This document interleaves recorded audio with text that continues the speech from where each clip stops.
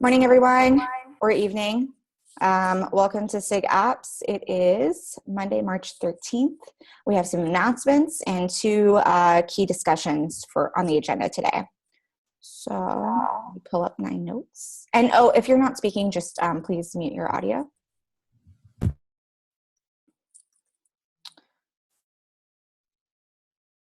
Okay, so first up, let's talk about CoopCon Berlin. So we're having a SIG-Apps meeting, in-person meeting, just like we did in Seattle the day before CoopCon. So I'm looking for some help organizing and leading the SIG meeting in Berlin. Matt Farina is not going to be around, and it'll be a fun chance to get somebody else or one or two people on board and help facilitate discussion and that kind of thing. So if you're interested, just email me or Slack me, and I'll send out the announcements for today on an email thread because there's several of them. Okay, so the second thing is that David Aronchik is going to be leading the second half of this meeting. He has a discussion he'd like to bring up around CIPD. Is he on the call? I don't think he is, so I will message him in a second. And we're going to have a PM update from Dan and Antoine. Before that, I just wanted to address an announcement we had or something that came up on the mailing list. So there were 30 issues under the SIG-Apps umbrella that were blocking the 1.6 release.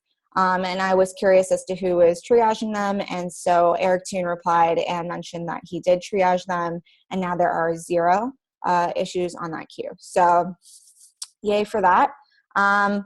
So before we begin on aggregated API servers, I'll hand it over to Dan and Antoine to give us an update. There are PM representatives for the PM SIG. Yeah, sure. So, hi, I'm Dan. I'm with I work for Google as a product manager. So Antoine and I are the two PM reps for this SIG. Just to give you a quick background, the PM group. The Kubernetes PM group was started, special thanks to some of the community members like Ihor, Aparna, Caleb for kicking this off.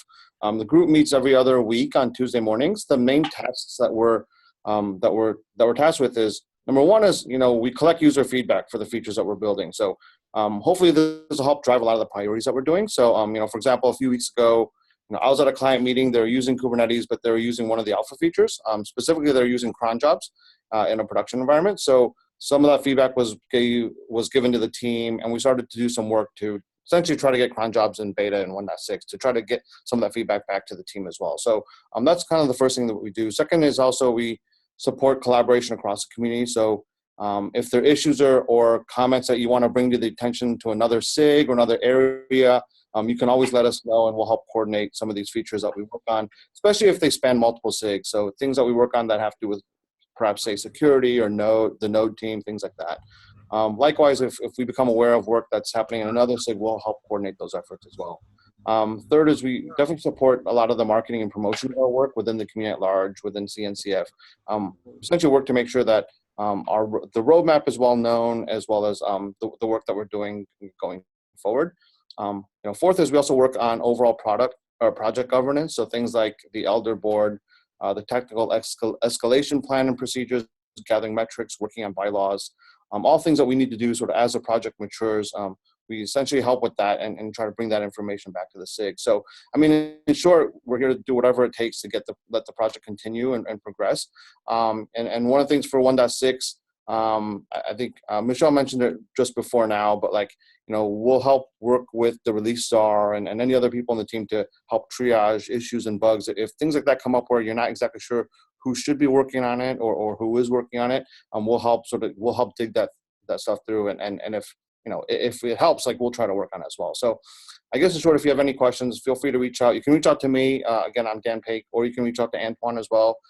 He's on the call. Antoine, feel free to say anything if you have any other comments, but we're the two that you can always reach out to. Thank you so much, Dan. Antoine, did you have something?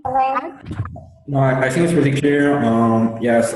Also, if you have feature you want to follow or bring to the community, we can help in the process and follow up on the feature analysis. So as Dan said, feel free to reach us and follow up. Awesome. Thank you so much. That's really helpful. Okay. So let's go into our first discussion on the aggregated API servers proposal. This showed up in GitHub around early January. It's a way to extend Kubernetes. And today we have David Eads and Daniel. I can't remember your last name right now, but your Slack handle is very memorable. It's Lava Lamp. So let's start off with introductions of David and Daniel, and then we can go into an overview of what the proposal is, and that will follow up with a demo. So David, take it away. Sure. So I'm David Eads. I work for Red Hat, and Daniel and I are co-leads on SIG API machinery. Thinking for, oh, you want to say hi, Daniel? Hi. We've been thinking for a while about different ways to extend the API server. And so this is one mechanism, the other being third-party resources. I have a couple slides describing what the aggregated API server looks like in 5 minutes or less. And then a brief demo showing how it wires together. So let's share my screen. All right. API aggregation. We need to be able to develop our APIs separately. Not all of our APIs are really core APIs, right? There are a lot of peripheral things around the core. You need to be able to have a core that can run pods and have nodes and a few other basic things. And then enough to extend the API with other pieces. And that will allow us to reduce the overall code complexity in our API server, particularly things like admission that are shared chains across everything in the API server. And there are a couple other examples of cross-cutting pieces that are shared for all resources. And right now, being able to understand all that is pretty difficult. It allows people to do special things in their API server if they need to. And it would eventually allow us to do things like split a repo to reduce issue noise or strong dependency management and things like that. You can also envision in the future having different release cadences for APIs, especially as you have incubators, things like Service Catalog that want to be able to ship on top of Kubernetes. But they aren't going to link releases to us, right? They're going to release at their own cadence when they're ready. And once you have the ability to have separate API servers releasing differently, you get independent feature updates. I need a new version of X. I don't have to wait for Kubernetes to rebuild and include and ship a level. I can get the new version of X as soon as that other team releases it. So having multiple API servers has benefit, but it increases complexity. So we also need to present a unified API to clients. And this is about reducing complexity for users, right? You want to be able to tell a user, this is where you go to get to the API server. It serves all the APIs that you need. And it's one-stop shopping. It appears as a single unified API that has consistent authentication and authorization applied across the cluster. And a cluster admin would be able to manage and choose which APIs, which API servers he wants to expose as a whole for his cluster. So in terms of an overall picture of how requests run, this is a simple diagram as I can come up with. We have a client, and the client has two paths. He's normally going to want to go down the blue path. And the blue path says, okay, I want to make a request for core API, say pods. I go down to the aggregator or /cube API server. It has core APIs built in. My request is satisfied. But now I want to get a resource from extension API 1. So I take the blue path again. I go to the aggregator. I see it as a resource on that main API server, But under the covers, that API server is going to proxy my request with the appropriate authentication information to a service, which will then be satisfied by my extension API server that I have installed. That is the easy path. That's everything's working right. We have the client, the cluster admins configured it. We also need to have a separate green path that I've done in green. It's for cases where something's gone wrong. Maybe the aggregator is broken. Maybe the client just doesn't want to take the hop through a proxy, sees no reason to do that. And so it can go down a green path where he hits an ingress that's been exposed for the service and then terminates at the extension API server, which can then use delegated authentication and authorization calls to authenticate the user. Again, unified auth domain, and those calls would link back to the Kube API server. So I think a big use case for that setup is when the nodes and the control plane are running in, say, different networks. And to just to expand a little bit, the discovery information that the aggregator serves gives you the IP address that you would go to reach those it downstream. seems Red Hat's connection has gone insane. Am I in a meeting by myself now? I can hear you. I can hear you too, so. I can hear you as well. Hello? Seems like he can't hear us.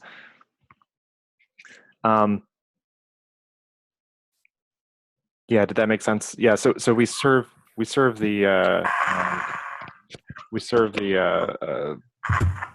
IP address in our discovery information, so you can reach out to the backing API server without going through a proxy.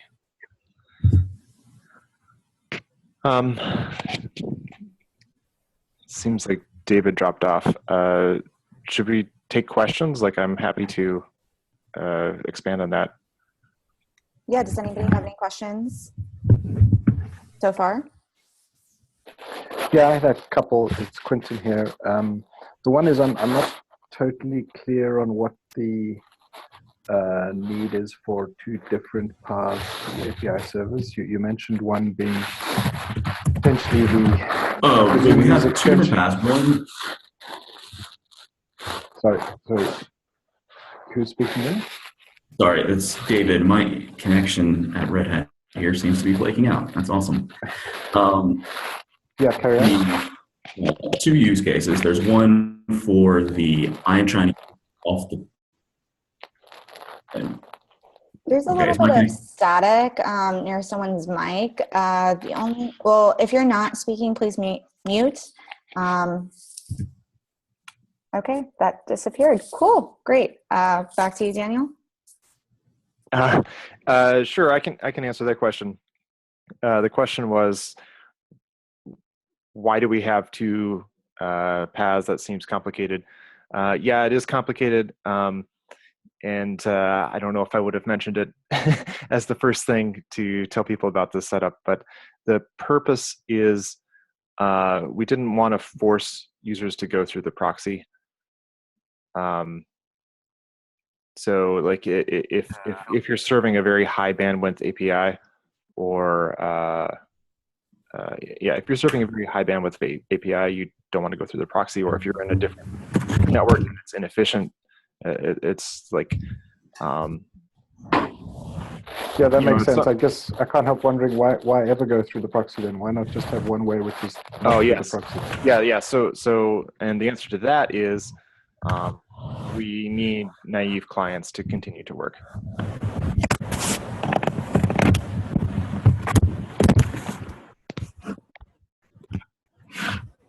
Okay.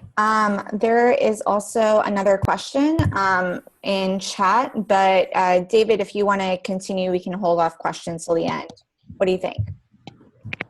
Am I unflaked? Can you guys hear me now? Yeah, we can hear you. Okay. Sorry, my internet connection, I don't know, Red Hat forgot to pay the bill. Yeah, I will assume Daniel did an awesome job answering questions, and I will continue the demo. So I have here an API server I'm just launching up using local up cluster, nothing fancy. And it's going to come up, and I am going to get a list of namespaces. Okay, I'm going to create a new namespace. Actually, I guess I'll start here. I want a Flunder. It's our sample app, and it doesn't have that resource, and that's expected, right? This is a brand new cluster. So I then go ahead and create a namespace for myself, and I'm going to create some resources. And the resources are normal pieces. There are role bindings for some permissions that you need, a service account to be able to run the API server, a service to expose it, and the only other, and there's a replication controller creating a pod, simple launch an image pod, and then an API service object. And this is how you can tell the aggregator, hey, I have something I want you to aggregate in. So I'm going to go ahead and create those resources. And good, they all create successfully. And this is me hand waving DNS. There are other options for handling this.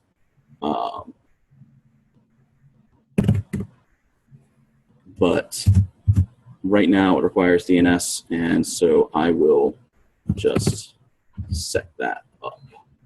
Hopefully that's one of three. So hand wave on DNS, but imagine that it actually works. This local cluster up doesn't actually do DNS. Yeah, it doesn't, and it causes issues. So so now, oh, there we go. Flunders, no resources exist. Well, I really want my Flunder, so I am going to create one. And I have a simple Flunder resource that you can see here. It's got a little label. It says simple label true, and it is a Flunder. So I go to create one of those, and then now I can describe my Flunders. And I can see that it pops up. And I have the resource that I just created. Kube control was working for it. It does get, does it create, describe. The basic pieces you would expect from a resource, and it is being served from the same place as all my other APIs. So you can see that if I added something like a service catalog here, you would get a seamless client experience as resources get added to the API server. And that is it. That's all there is to it. I am sorry about my connection, so if there are more questions, I can take them now. There's it's Quentin again. Sorry. Sure. So could you speak a little bit about any thoughts you have around managing dependencies? I would assume that APIs are going to be built on top of other APIs, etc. And so there will be some natural dependency graph between these things. I don't see dependency management as something that is going to be solved by the aggregator.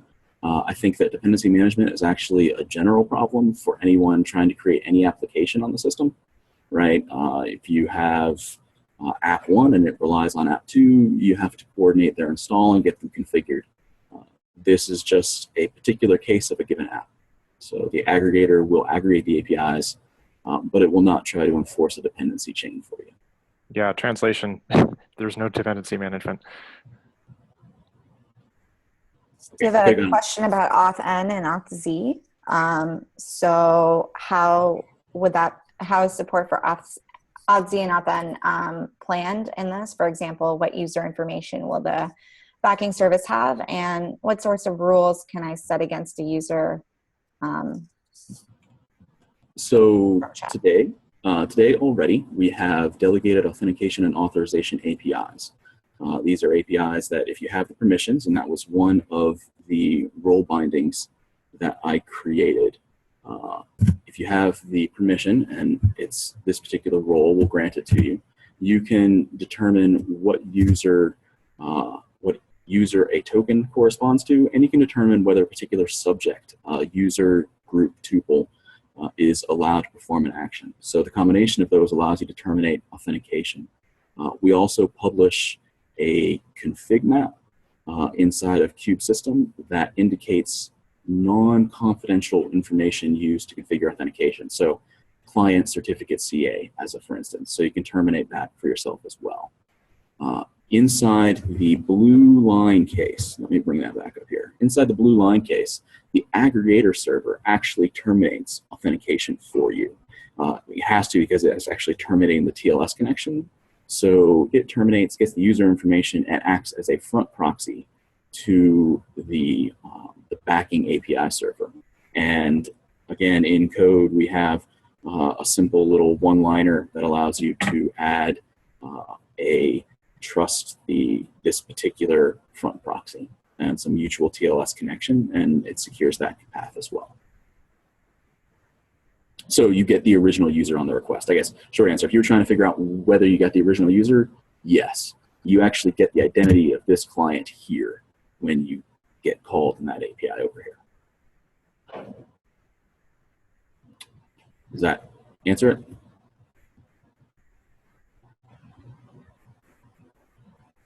I think so. Great. Okay. Any other questions? I have one question. So, like, where is the data stored for all these sort of the APIs? Is that in the main etcd that is used with the Kube API server, or is this a separate etcd or something? So there are currently, it takes normal flags, right? Short answer is it takes exactly the same flags as you would expect for the Kube API server, the -- etcd servers, -- client cert, and all that kind of connection. What that means is that you can actually wire it up so that it speaks to the single etcd if you want to have it share an etcd with your API server.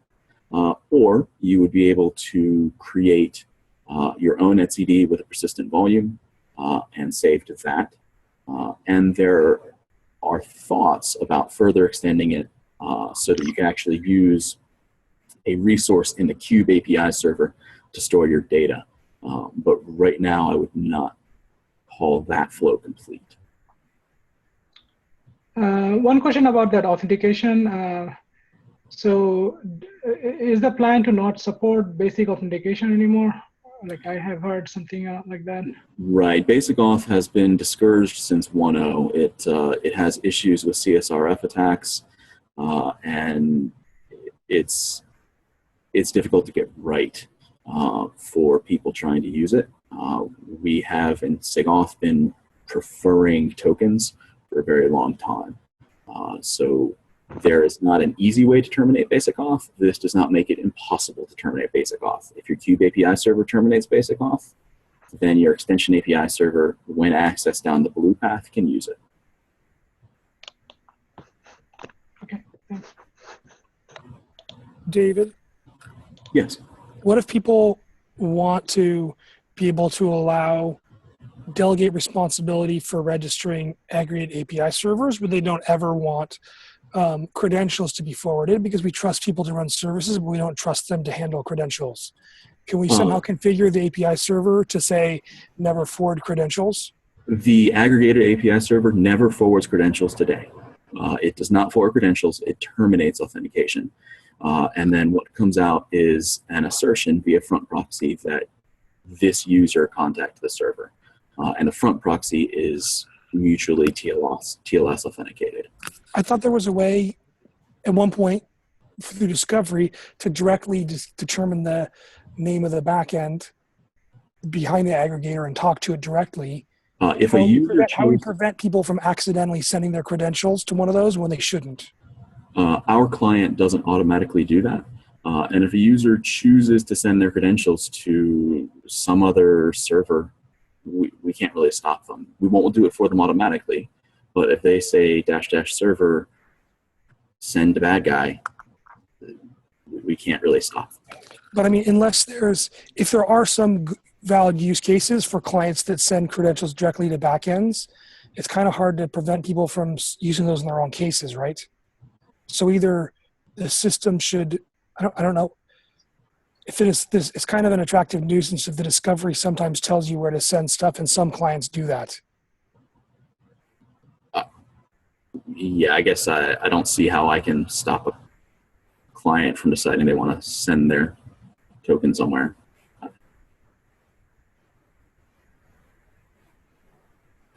they shouldn't. Sure. Unless they know what they're doing, they shouldn't send their token to somebody else.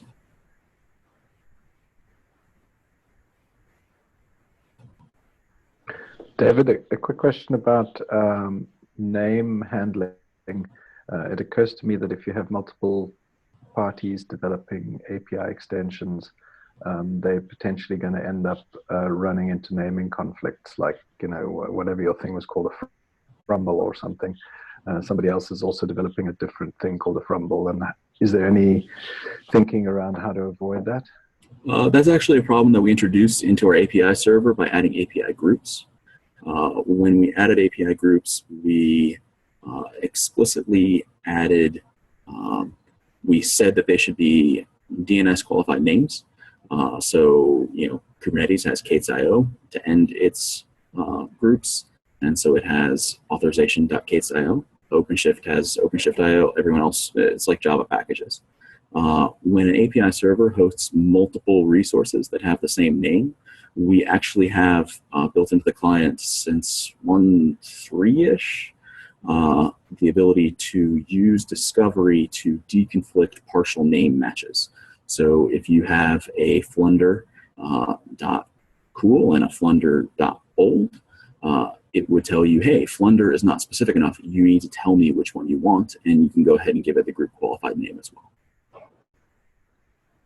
Cool, that sounds good. Thank you. Mm-hmm. I think we're good on questions. So thank you so much, David Eads and Danielle Smith. I found out what your last name is, Daniel. And yeah, thank you so much for that.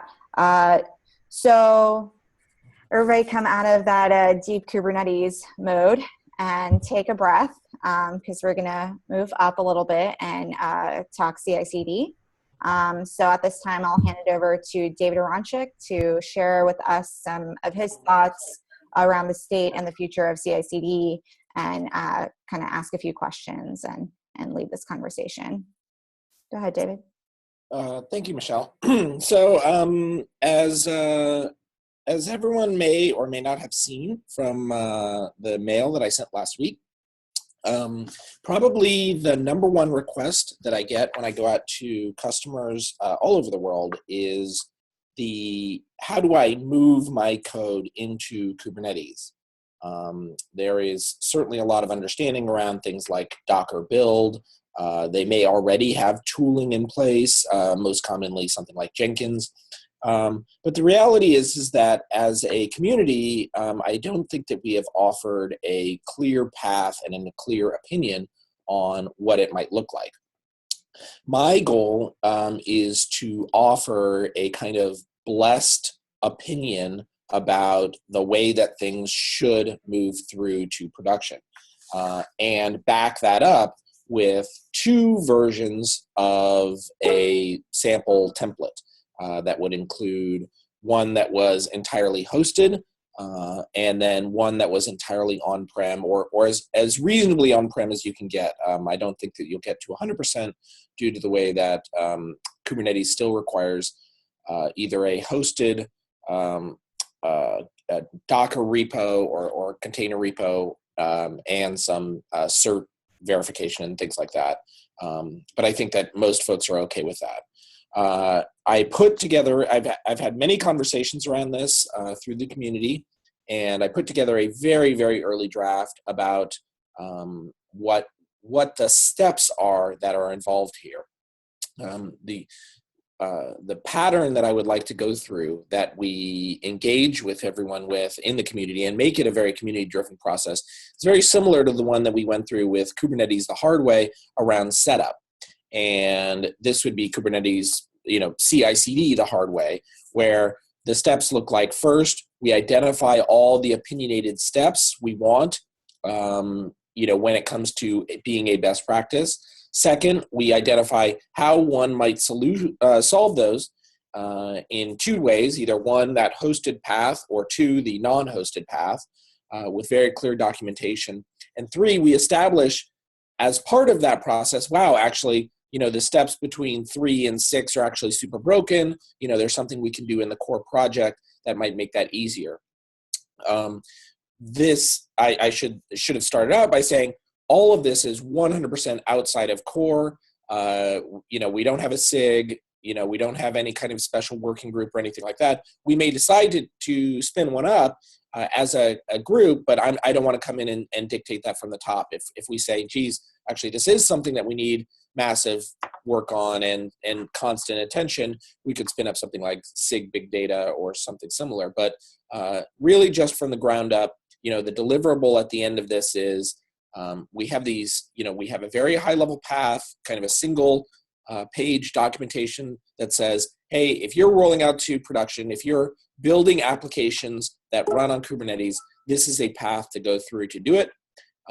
And here are 2 blessed Helm charts to spin up and start.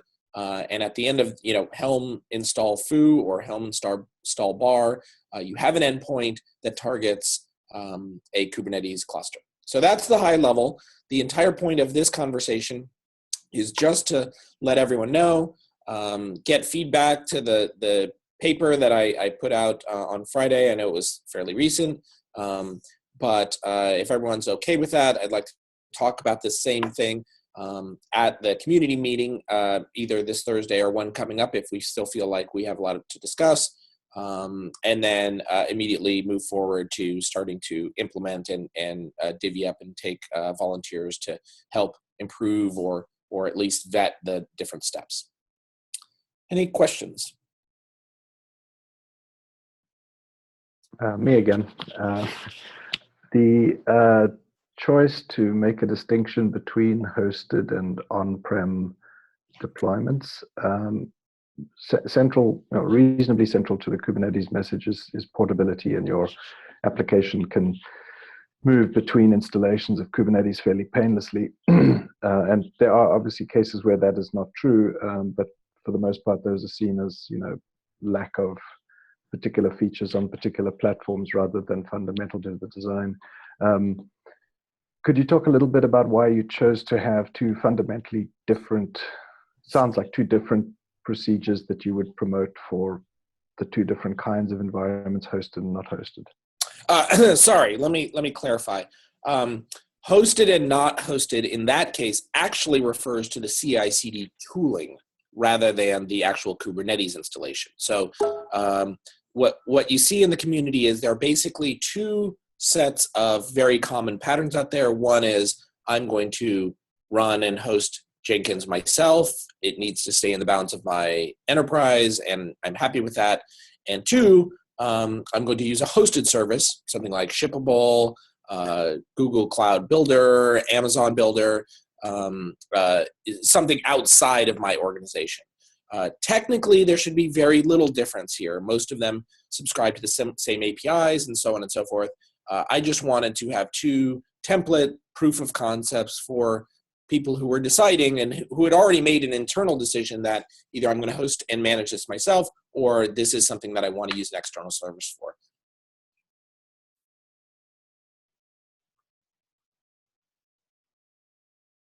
That answer your question?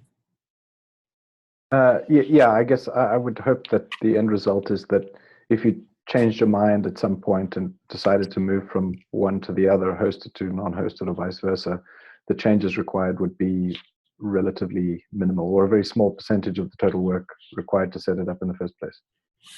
Yes, I 1000% agree.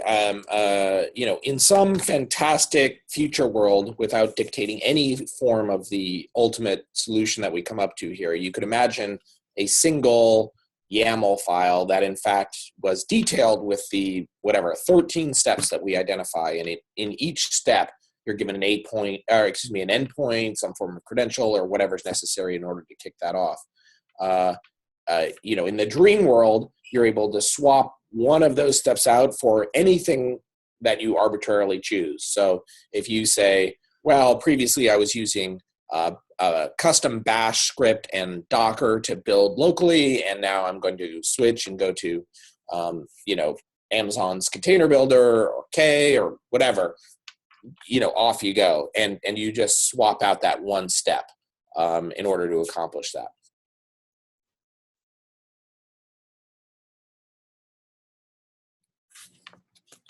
Any other questions? Yeah, hi David, it's Adam here.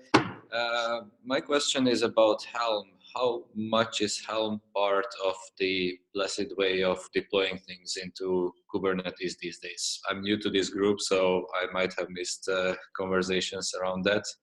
But I saw Helm mentioned in your document, so that's why I'm wondering.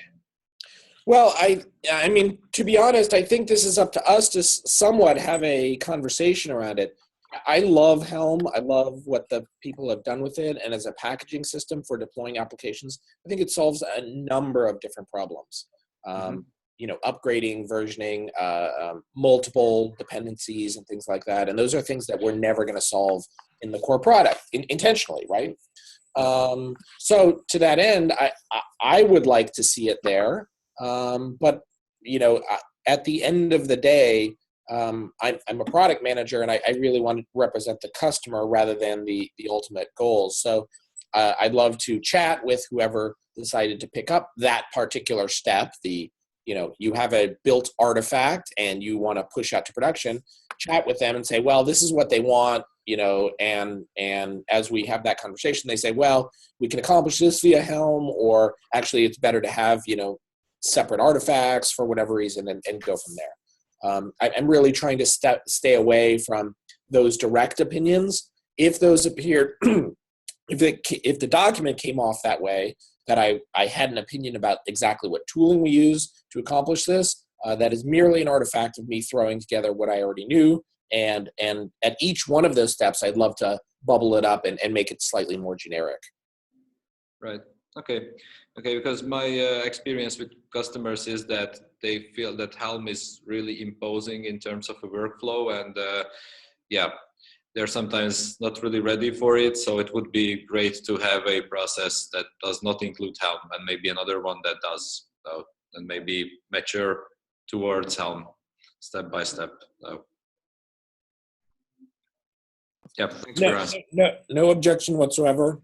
Yeah, I just want to, you know, work with whatever people feel comfortable with.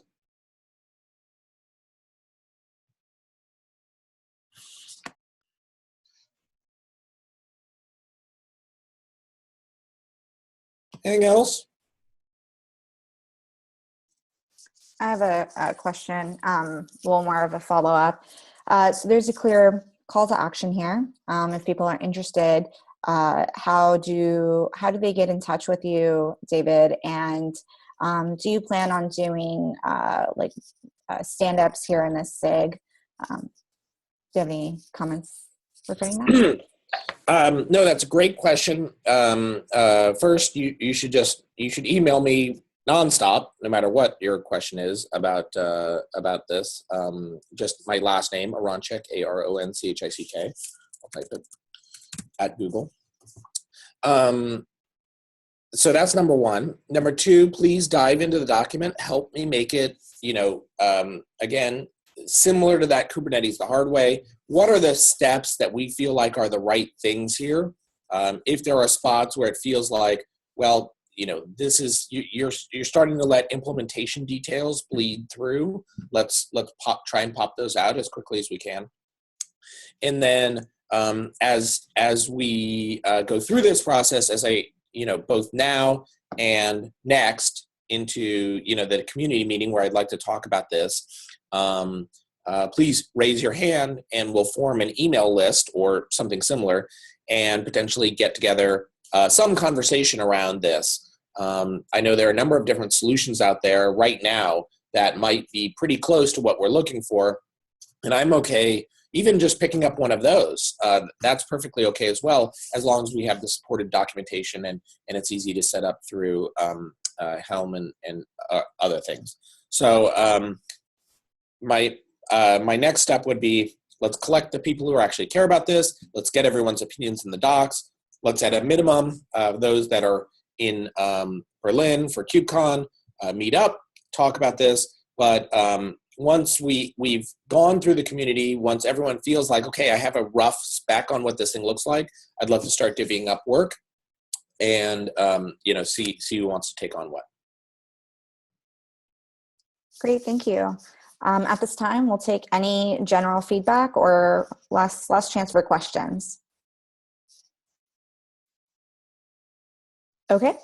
That's it for today. Does anybody have any questions or want to talk about anything else?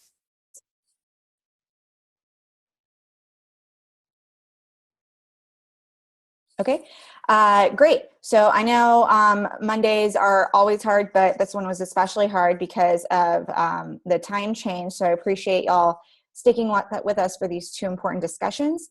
I'll send out an email with the announcements that we had at the beginning of this conversation, and we'll see you next week.